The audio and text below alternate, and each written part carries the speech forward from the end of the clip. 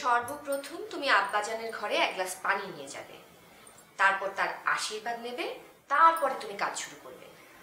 আগে শোনো, গ্লাসটা কিন্তু হতে হবে একদম পরিষ্কার, পানি হবে স্ফটিকের মতো স্বচ্ছ। আগে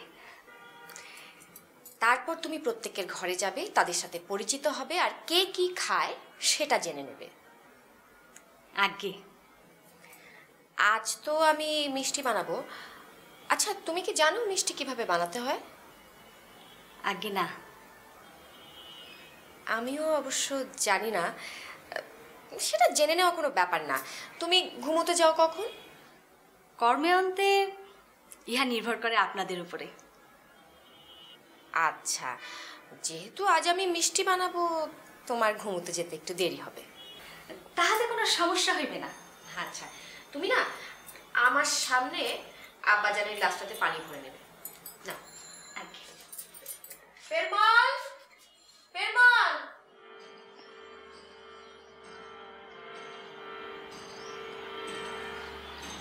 হারমোনিয়ামটা নিতে এসেছি। আমি যেহেতু আর ছাদে কোনোদিন নাচবো না, হারমোনিয়ামটা আমি নিয়েই যাই। কারণ যেটাই হোক, আপনি কিন্তু কথা রাখতে পারেননি। এই তাতে আপনার প্রবলেম কি? আপনার সমস্যা কোথায়? ছাদে কি অন্য কারো আসার কথা নাকি? না, আসতেও পারে। ও, একটি অডিও সংস্থা আপনার গান শুনতে চেয়েছে। প্রথমে তাদের অফিসে যেতে হবে, এবং এমনও হতে পারে তারা এই ছাদে এসে আপনার গান শুনতে চাইতে পারে। আপনি আমাকে খাপালেন কেন? খেপে গেলে আপনাকে দেখতে কেমন লাগে সেটা দেখার জন্য। শুনুন মিস্টার, শুরুর দিনেই কিন্তু আমি খেপে গিয়েছিলাম, আর আমার সেই চেহারা কেমন হয় সেটা আপনি খুব ভালোভাবেই জানেন। বলুন, আসল কারণটা কি? আসল কারণটা হচ্ছে টান। টান? কিসের টান? আমার প্রতি আপনার কিরকম টান সেটা দেখার জন্যই এই গলার নাটকটা করলাম,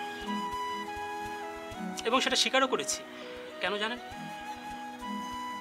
কেন? আপনি খেপে যান কিনা সেটা দেখার জন্য। এসব করে আপনার কী লাভ হলো? সেটা না হয় আরেকদিন বলবো। আচ্ছা, আপনি কি অডিও সংস্থাটিতে যাচ্ছেন? হোমা, যাবো না কেন? ইনফ্যাক্ট ওরা নিজ থেকে আমার গান শুনতে চেয়েছে, সেহেতু অবশ্যই আমি যাব। ওকে, দ্যাটস গ্রেট। তাহলে চলুন।